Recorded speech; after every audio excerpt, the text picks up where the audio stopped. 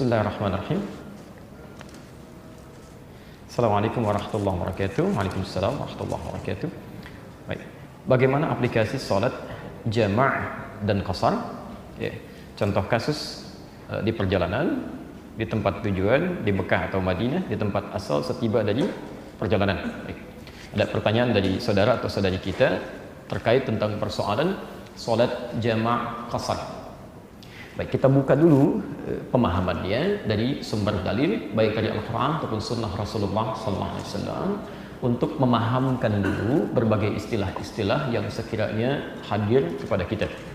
Baik, saya tidak menginginkan ada di antara kita hafal istilah tapi tidak memahaminya, ya, atau misalnya mendengar informasi tapi tidak bisa memaknainya. Jadi biasakan apapun yang kita dapatkan kita mesti paham itu, ya, maksudnya kemana, arahnya kemana. Dan tidak harus hafal istilahnya, yang penting mengerti apa maksudnya. Baik, sekarang ada istilah jama' qasar. Kita harus bedah dulu apa itu jama', apa itu qasar, apa itu jama' qasar. Baru menghadirkan kapan situasi itu dihadirkan. Baik, Quran surah ke-4 misalnya. Kita ambil An-Nisa, Quran surah ke-4 ayat 101. Posisi paling kiri sebelah bawah. Diusap.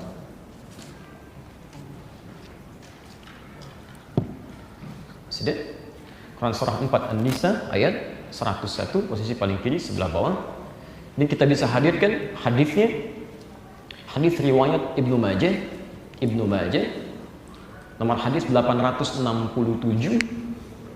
Ya. Kalau bisa dari 871 ya. 867 sampai 871. 867 sampai 871. Lalu berikan garis bawah di 871-nya. Itu inti yang paling penting tentang jumlah rakaatnya. Sudah?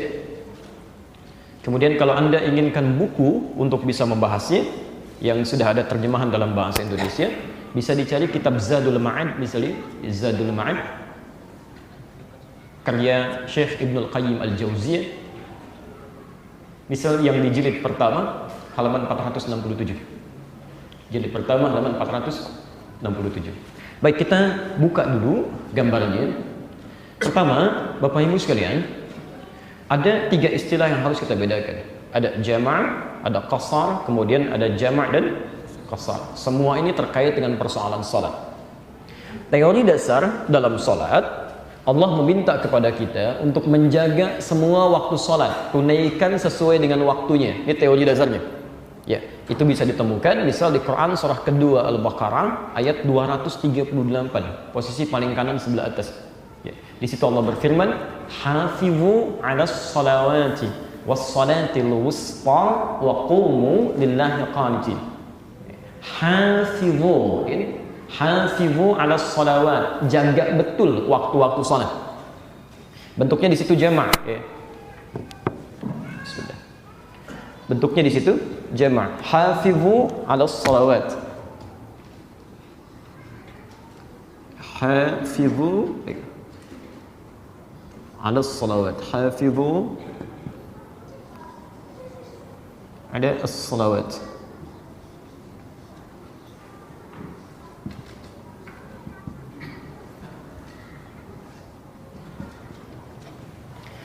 Allah berfirman, jagalah oleh Anda, kan? Alas salawat, waktu-waktu menunaikan salat itu. Jadi ketika Allah mewajibkan kepada kita untuk menunaikan ibadah salat, dari yang 5 waktu kita menunaikannya, ya, tahu 5 waktu itu, misal kita ambil Quran surah ke-17 ayat ke-78, ini yang menunjukkan 5 waktu salatnya, ya. Kapan dimulai 5 waktu ini? Anda bisa temukan di Quran surah ke-11 ayat 114 misalnya. Ya.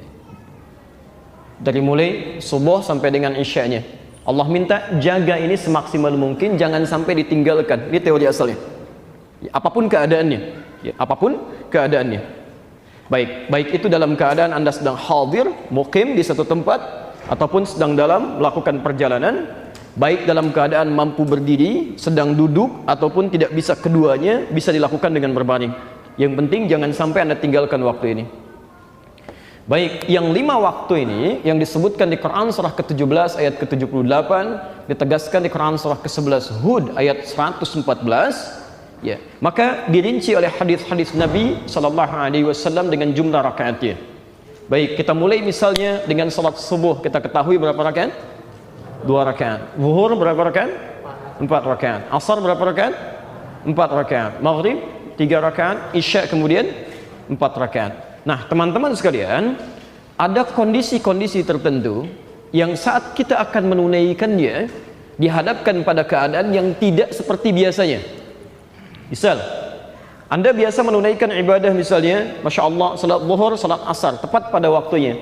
Zuhur di waktu zuhur, asar di waktu asar. Hanya qadar Allah dalam keadaan tertentu, Anda mesti menunaikan misalnya satu perjalanan tertentu, ya, yang dengan perjalanan ini ada situasi-situasi yang menjadikan di antara waktu sholat ini tidak bisa ditunaikan tepat pada waktunya. Anda terkena macet, kalau sampai ke tujuan waktu asar sudah lewat, kan? Atau misalnya Anda tidak bepergian, tapi situasinya tidak memungkinkan Anda menunaikan sholat dimaksud tepat pada waktunya atau dengan jumlah yang sama. Ya, seorang dokter akan melakukan tindakan. Ya, begitu saat dia akan operasi dimulai, diprediksi tindakan itu dari mulai zuhur sampai dengan menjelang maghrib melewati batas asar.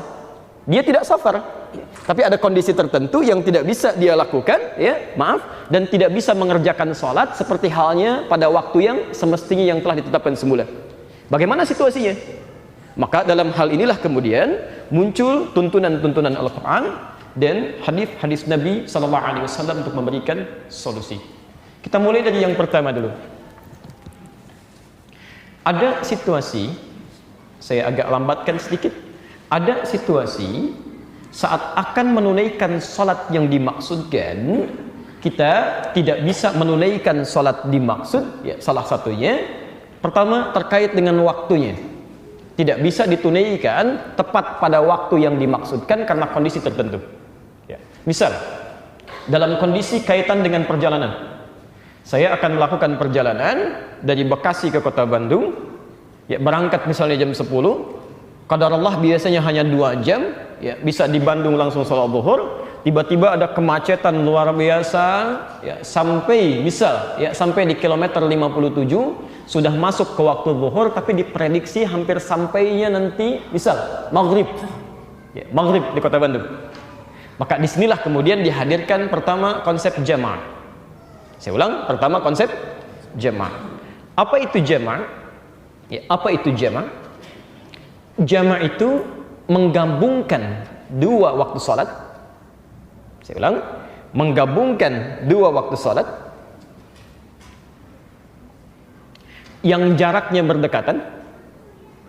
Saya ulang, menggabungkan 2 waktu salat yang jaraknya berdekatan untuk dikerjakan di salah satu waktunya. Awas, kita belum bicara qasar, ya. Kita baru bicara jamaah. Baik, menggabungkan 2 waktu salat yang jaraknya berdekatan, pelan-pelan, untuk dikerjakan di salah satu waktunya. Tanya, zuhur lebih dekat kemana? Asar, kan? Baik, jadi dari sini zuhur bisa dipertemukan dengan asar.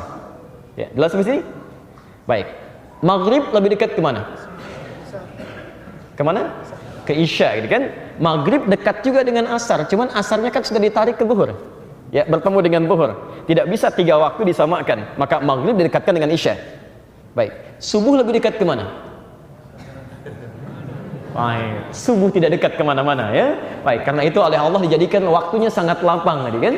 Dari isya ke subuh jauh, dari subuh ke zuhur juga jauh, jadi tidak ada alasan bagi Anda untuk menjamaknya. Persiapan ke subuh pun begitu lapang, jadi Anda bisa bangun lebih awal dan bisa berhenti lebih cepat untuk persiapan sholat zuhur. Jadi jangan mengada-ngada besok saya jamak isya dengan subuh sekaligus, gitu kan, supaya bangunnya enak. Tidak ada, oke? Di konsep ini Anda perhatikan, tidak ada jamak sholat subuh dengan yang lainnya.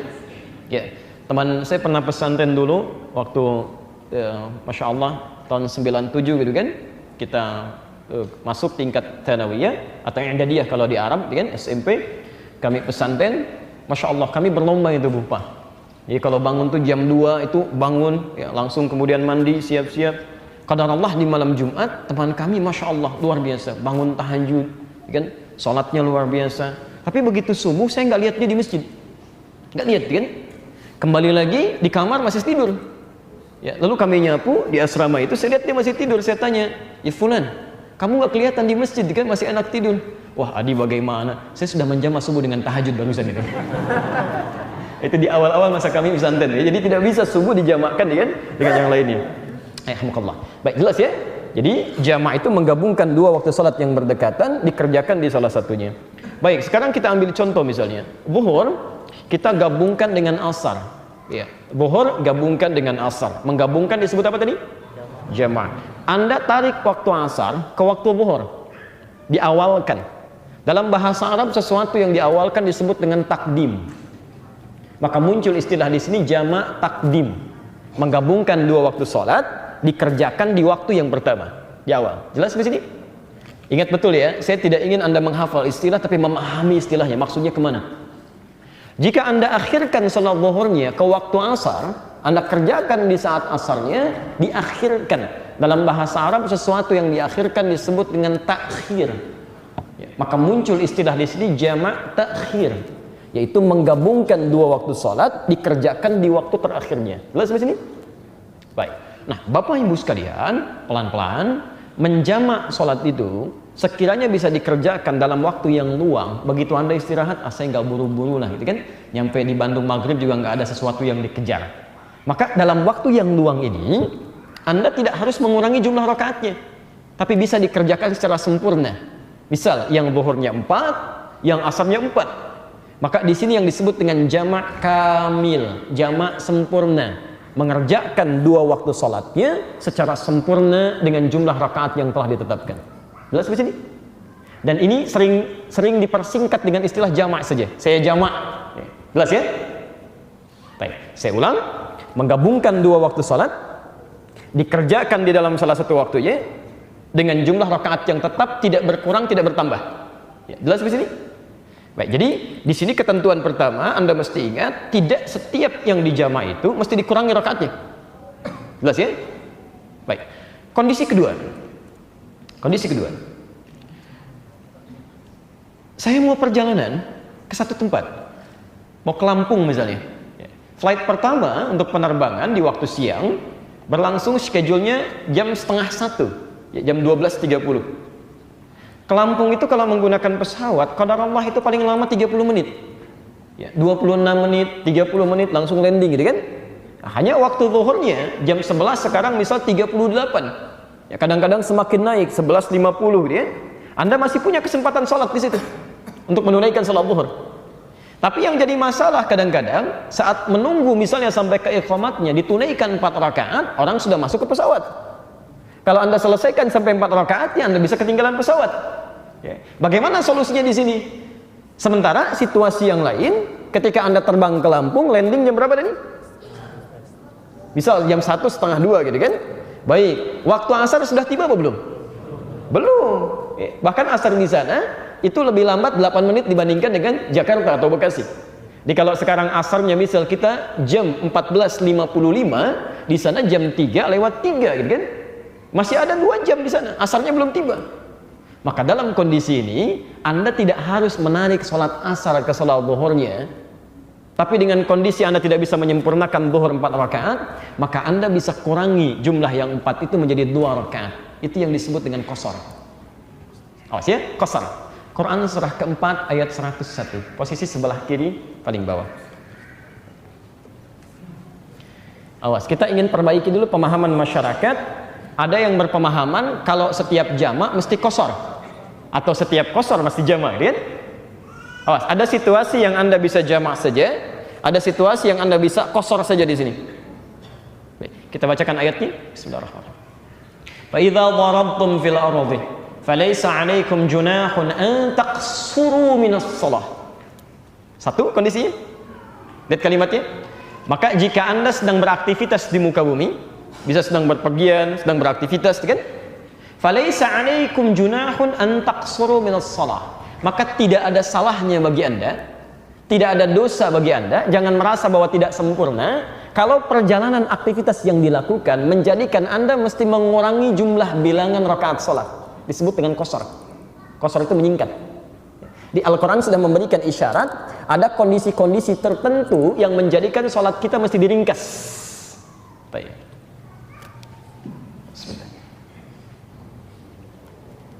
Saya perlambat. Tadi yang pertama sholatnya apa namanya? Jama'. Oke. Yang kedua apa tadi istilah Qurannya? Qasar. Nah. Mohon fokus Bapak Ibu sekalian. Saya ingin sekali Anda bisa paham dengan apa yang kami sampaikan, dan pemirsa Akhir TV dimanapun Anda berada. Kami tidak menginginkan Anda menghafal tapi memahami konteksnya. Ya. Dia ada manusia mensana in corpore sano, kan? Neranginnya ke sana, ditulisnya ke sono, gitu kan? Nah, ini yang jadi masalah. Baik. Atau diterangkan ke sana, pahamnya ke sono, ya. Ini yang pertama. Ini gabungan. Menggabungkan dua waktu salat dikerjakan di salah satunya. Ada yang diawalkan disebut takdim, diakhirkan disebut dengan takhir. Qasar, ini istilah Quran. Quran surah ke 4 ayat 101, kan? Posisi paling kiri sebelah bawah. Ya. Wa idza darabtum fil ardi, kalau Anda melakukan perjalanan aktivitas di muka bumi, falaisa 'alaikum junahun an taqsuru minas shalah. Ada situasi-situasi yang menjadikan Anda bisa menyingkat waktu salat dan tidak ada salahnya di situ. Enggak ada dosa, kan? Baik. Muncul istilah qasar. Menyingkat. Baik. Perhatikan pelan-pelan ayat ini. Perhatikan pelan-pelan. Ya. Satu, ada kalimat qasar, menyingkat. Salat apa yang disingkat dan menjadi berapa rakaat saat kita akan menyingkatnya? Was, karena di sini Quran tidak menjelaskan, kan? Baik, kira-kira yang bisa dikosor salat apa saja? Berapa rakaat? Tahu dari mana? Tidak usah ngarang, ya. Kita lihat ke Ibnu Majah nomor hadis 871 dari Ibnu Umar. Oke. Ada hadis riwayat Ibnu Umar radhiyallahu taala anhuma, kan? Riwayat disambungkan atau disebutkan oleh Ibnu Majah di kitabnya nomor hadis 871, itu yang paling utama yang tadi saya katakan garis bawahi. Kata beliau, sahibtu Rasulullah sallallahu alaihi wasallam fis safari. Saya seringkali menemani Rasulullah sallallahu alaihi wasallam dalam satu perjalanan yang cukup jauh. Hati-hati, fala yazidu ala rak'ataini. Maka beliau tidak pernah menambah dalam salatnya lebih dari 2 rakaat. Lebih dari 2 rakaat. Baik. Maka kalimat hadis ini memberikan kesan kepada kita, salat yang disingkat itu jumlah bilangannya dijadikan menjadi berapa rakaat? 2 rakaat. Ini satu.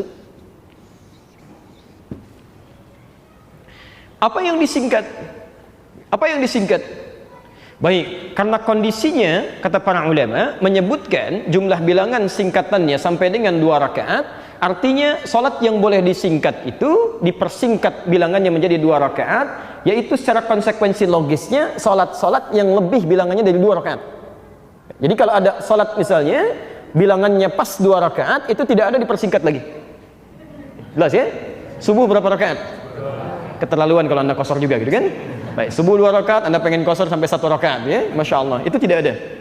Nah, sekarang yang di atas 2 rakaat itu apa saja salatnya? Baik, zuhur, ini kan? 4 rakaat. Kemudian asar berapa rakaat? 4 rakaat. Maghrib 3 rakaat. Kemudian isya berapa? 4 rakaat. Fokus teman-teman sekalian. Jadi diisyaratkan oleh hadis Nabi sallallahu alaihi wasallam riwayat Ibnu Umar menyingkat salat yang bilangannya lebih dari 2 rakaat menjadi berapa? 2 rakaat. Apakah semua salat ini boleh disingkat jadi 2 rakaat? Ternyata tidak. Pada prakteknya Nabi menjadikan salat-salat ini menjadi 2 rakaat jika, awas catat ini, jumlah bilangan salatnya lebih dari 2 rakaat dan sifatnya genap bukan ganjil. Saya ulang, sifatnya genap bukan ganjil, ya. Jadi langsung dibagi pada 2 bagian dan menghasilkan 2 rakaat di situ. Baik. Kita lihat yang genap di sini, zuhur genap 4 berarti bisa, ya. Asar bisa. Maghrib 3 rakaat bentuknya atau sifatnya ganjil, jadi tidak bisa mengqasar salat maghrib. Gak ada maghrib bagi 2, 3 bagi 2, 1,5 itu kan. Begitu ruku langsung salam, itu tidak ada. Oke. Nah, pelan-pelan. Isya bisa. Jadi kita bertemu sekarang ya, kita paham ya?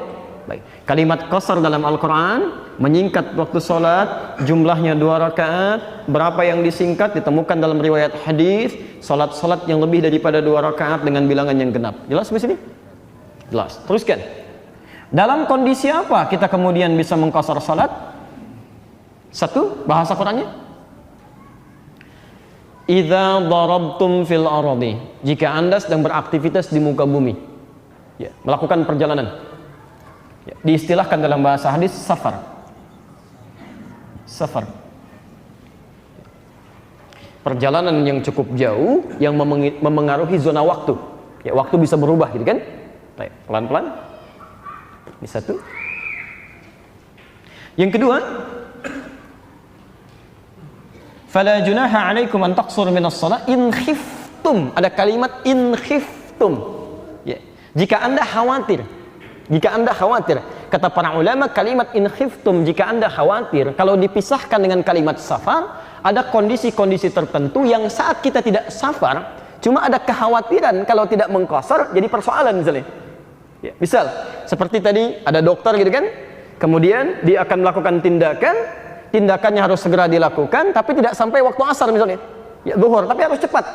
Pasien darurat nih, pasien darurat sekarang misalnya kan, tayyib, qadar Allah dia mau sholat, ya masih ada waktu misalnya 5 menit kan, atau 2 menit, dia bisa lakukan qasarnya sekalipun dalam kondisi, mohon maaf, tidak dengan jamaknya. Ya, langsung zuhur misalnya jadikan 2 rakaat. Pelan-pelan. Atau kondisi berbeda. Ada in khiftum dari kata khauf, khawatir. Ya, kondisi peperangan, ya, kan tidak sedang safar ya. Ya, Anda sedang peperangan, terjadi misalnya peperangan tertentu, tiba waktu sholat, Anda boleh dirikan. Bahkan istilahnya sholat khauf di sini. Ya, sholat khauf. Jadi begitu sedang Anda tunaikan, Anda bisa qasar, nanti sifatnya beda dengan sholat seperti biasa. Ya, jadi begitu yang di depan misalnya sujud, di belakang masih berdiri. Nanti begitu yang di depannya bangkit, di belakang baru sujud. Diatur di ayat setelahnya. Di ayat 102-nya. Nah, teman-teman sekalian, dalam kondisi seseorang sedang berperang di sini, sekalipun tidak dalam keadaan safar, dia boleh mengqasar waktu sholatnya, menjadikan yang 4 ini menjadi 2 rakaat. Jelas di sini? Baik, awas hati-hati ya. Misal tidak menjadi beban gitu ya. Begitu Anda lewatkan ditambah jumlahnya menjadi sempurna, tiba-tiba, maaf, kondisi yang dimaksudkan khauf itu darurat namanya. Hal darurat tertentu.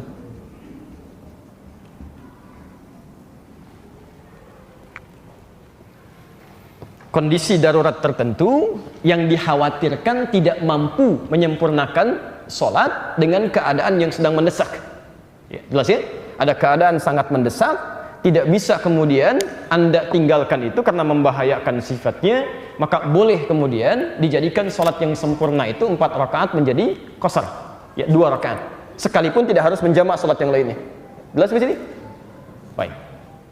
Jadi ada yang pertama situasi safar. Yang kedua, situasi darurat tertentu ya, yang menjadikan Anda bisa menjadikan bilangan jadi 2 rakaat sekalipun tidak harus menambah dengan sholat yang setelahnya atau sholat asar atau yang lainnya. Ya, jelas di sini? Baik. Jadi ini yang kedua yang disebut dengan sholat qasar. Satu sholat apa namanya? Jamaah. Yang kedua apa? Qasar. Baik. Yang ketiga, ada kondisi yang memaksa Anda atau menjadikan Anda mesti menggabungkan keduanya. Ya, jamaah plus qasar. Saya ulang, jama' plus qasar. Pertama jama' saja, kedua qasar saja, yang ketiga jama' dan qasar sekaligus. Allahu Akbar. Anda ingin ke Bandung dari kilometer 57, macetnya luar biasa, diduga sampai sana maghrib gitu kan. Sementara begitu ke kilometer 57 berdesakan satu dengan yang lainnya, masih cepat keluar lagi, rest area dibatasi. Maka kondisi seperti itu bisa menjadikan Anda menggabungkan 2 waktu sholat plus dikurangi jumlah rakaatnya. Jelas di sini?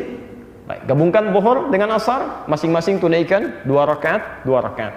Ini yang disebut dengan jama' qasar. Jelas? Anda tidak sedang dalam perjalanan, ada kondisi darurat tertentu. Ya, Anda seorang dokter mesti melakukan tindakan. Oh, ini panjang nampaknya operasinya nih. Dari mulai zuhur sampai menjelang maghrib. Masya Allah, kalau Anda teruskan misalnya, ya maaf, untuk menunaikan waktu sholat di sholat asar, jadi masalah pada pasien. Begitu zuhur diamati, sudah sholat zuhur, asar belum. Ya, begitu dibuka, dilihat jantungnya, asar berkumandang. Allahu Akbar, Allahu Akbar. Maaf Pak ya, saya harus sholat dulu, nanti saya balik lagi ke sini. Gak bisa. Jadi berbahaya nanti ya kan. Maka Anda bisa tarik waktu asar ke waktu zuhur sekalipun tidak safar, Anda tunaikan 2 rakaat disebut dengan jama' qasar. Jelas di sini? Baik. Jadi ada salat jamaah kalau situasinya tidak menuntut Anda harus qasar karena Anda sedang santai. Ada situasi qasar yang tidak harus menggabungkan dengan salat setelahnya karena waktu yang Anda tiba di tempat tujuan belum sampai ke waktu salat setelahnya. Dan ada yang ketiga, jama' dengan qasar, menggabungkan 2 waktu salat dan dikurangi jumlah rakaatnya jika kondisinya mengharuskan itu dilakukan. Baik, itu bisa dilakukan di mana saja, tidak harus sesuai dengan pertanyaan ini. Misal ada antara Mekah dengan Madinah, tidak harus ke Mekah ke Madinah ketika Anda mau mengqasar. Mungkin ketika Anda di Bekasi pun, misal Anda bisa qasar. Ya, tidak harus ke tanah suci, mungkin sedang di tanah kusir, Anda bisa mengqasar atau menjama' gitu kan? Jelas ya? Insyaallah.